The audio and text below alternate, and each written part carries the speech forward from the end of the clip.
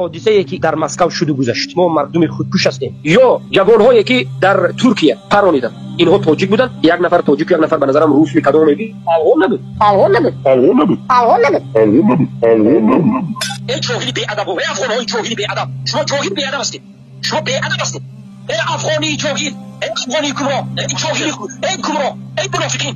ای قوم من گفتگو میزنم، ای قومی من گفتگو میزنم. این تاجیک که در تاجیکستان هستن امروز، اگر که اختلاف نظر داریم، ای حزبی ها، ای نهضت اسلامی تاجیکستان، ای گروهی 24، اگر که اختلاف نظر داریم، من و شما یک قوم هستیم. ای قومی من، یا قومی. فهو من اعضاء الجاهلیه. ای از جمله اینمی دعوتگرای چی هستن؟ جاهلیت هستن. یا میگفتن ما وطن پرست هستیم که گشنه شدن وطن فروختن. صحیح نه؟ با روسا وطن چی کردن؟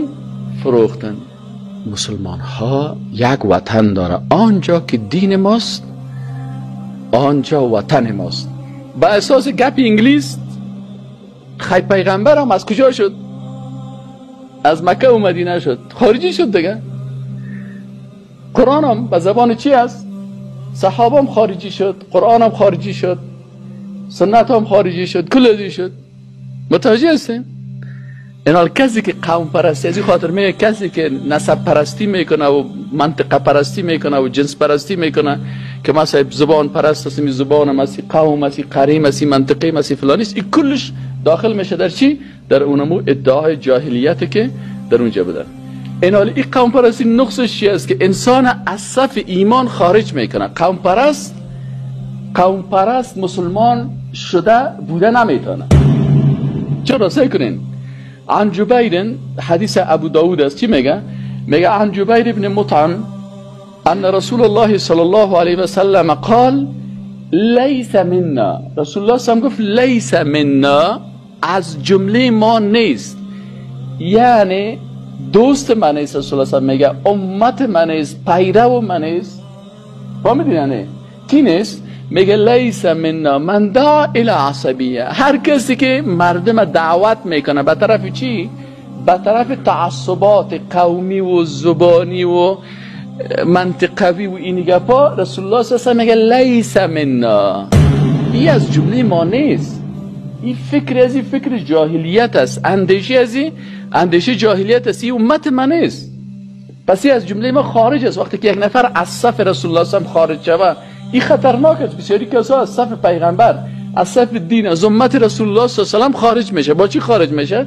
با حدیث رسول الله صلی الله علیه و که رسول الله صلی الله علیه و میگه لیس منا من دعا الی عصبیت، کسی که مردم دعوت میکنه او مردم بیاین به خاطر قوم خود کار کنیم، او مردم بیاین به خاطر وطن خود کار کنیم، او مردم چه؟ نه، الله میگه که الحمدلله رب العالمین، الله رب العالمین است.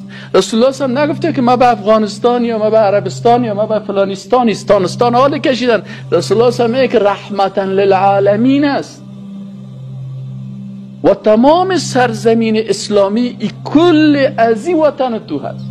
پس اگر یک کسی برای یک منطقه خاص کار میکنه، ما برای پشتونستان کار میکنم، ما برای افغانستان کار میکنم، ما برای تاجیکستان کار میکنم، ما برای از این کار میکنم، این استانایی را که انگلیس ها در پشت از این انداخته و تقسیم قومی کرده، تاجیکستان قوم تاجیک، ازبکستان قوم ازبک، پشتونستان قوم پشتون، عربستان قوم عرب، این تقسیم بندی های انگلیس است که جاگزین نقشه‌ای که رسول الله صلی الله علیه و سلم بر امت اسلام ساخته بود.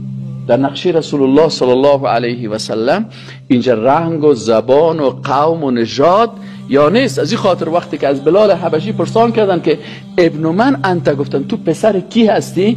گفت انا ابن الاسلام، من فرزند اسلام هستم.